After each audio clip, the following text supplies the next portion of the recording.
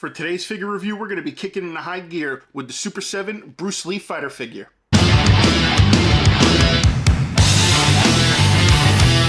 What's going on, everybody, and welcome back to the channel. For today's figure review, we've got none other than the Super 7 Bruce Lee fighter figure in the house. We're going to get this unboxed, we're going to take a look, see all the accessories that comes with, see all the articulation, everything. You guys know how we do it from top to bottom on this channel. So let's get started by getting this on the turntable and taking a look at the box.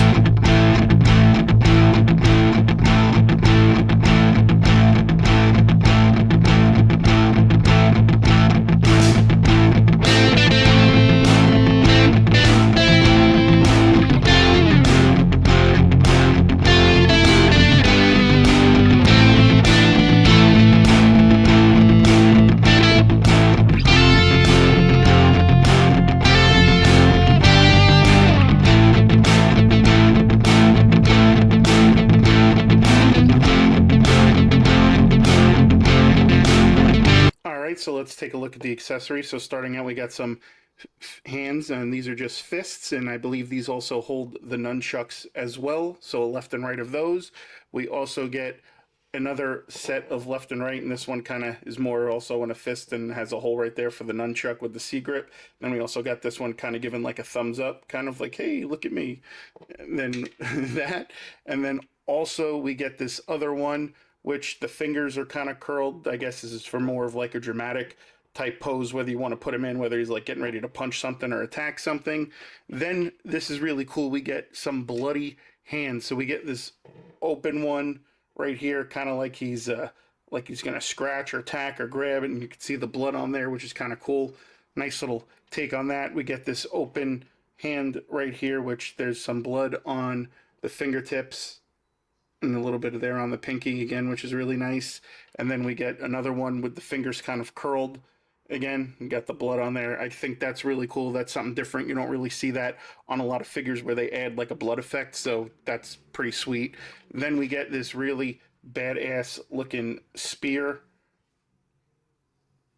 right there. So it's got that nice gold tip, the orange and reddish piece around here.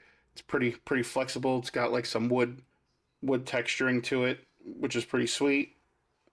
Then we get nunchucks. We get actually 3 sets of nunchuck. These 2 are plastic, so this one you can see is already in a like a swinging motion. This one's more of like he's just holding it in his hands.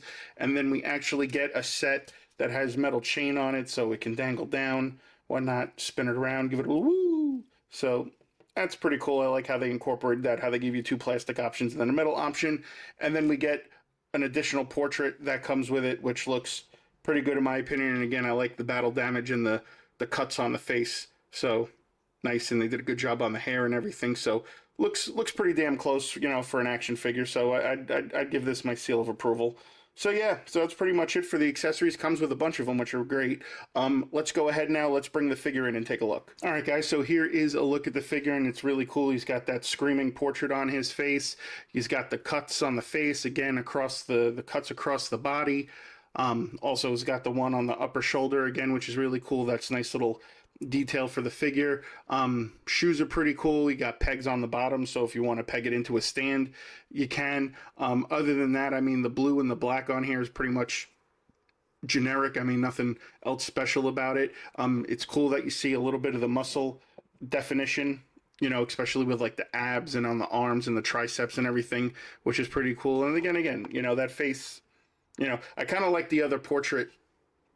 I kind of like this portrait a little bit better. I mean, I'm kind of looking at this one, and he's kind of doing like he's doing duck face, but this one yelling, I guess that's more if you want to put him in an action pose. So, but they're both pretty cool. As far as the articulation goes, the arm goes up actually pretty damn high, and then does a full 360. You get the tricep swivel, you get single jointed elbow, you get a little bit of pivoting in the wrist.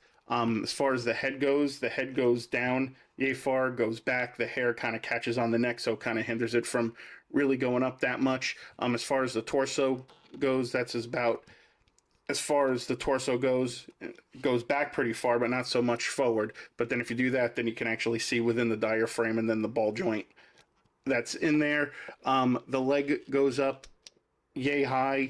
It only has a single jointed knee, and that's how far it bends, which is even much. And there's a little bit of movement in the ankle with the foot, and that's really about it. Really not much in the way of that. So the articulation on this is so-so. I would have liked to seen on him, especially double jointed knees, for the flexibility. And again, like the back goes up pretty far because this isn't like a hard plastic. This is more of like a soft rubber. So yeah, guys, overall pretty decent figure. Not bad for Super 7. But again, I'd like to see more double jointed elbows, more double jointed knees. I think that would give this a little bit more articulation. That way I feel maybe you can get it into some more dynamic poses, but that's just my opinion. All right, so overall, I'm going to give it a meh. I like the concept. The execution is just kind of eh. The portraits seem just, they're cool, but they just seem a little off to me. The articulation on the upper part is actually really good. The lower half just kind of just doesn't do it for me. There's really not much play with the feet. And again, those single jointed knees just, in this type of a figure, the type of the character, you need double jointed knees for this. And I feel like that right there could have made or break the figure. And by only going single, it just kind of meh for me. I have the other Bruce Lee 1-2 in the yellow jumpsuit, so I'll have to check that out and see if that one's any different from this one. But I mean, again, guys, these figures are $55. They're not bad, but this one just kind of fell a little short for me. And being a Bruce Lee fan and just an action film fan in general, it kind of didn't hit the mark for me. Again, it's a meh.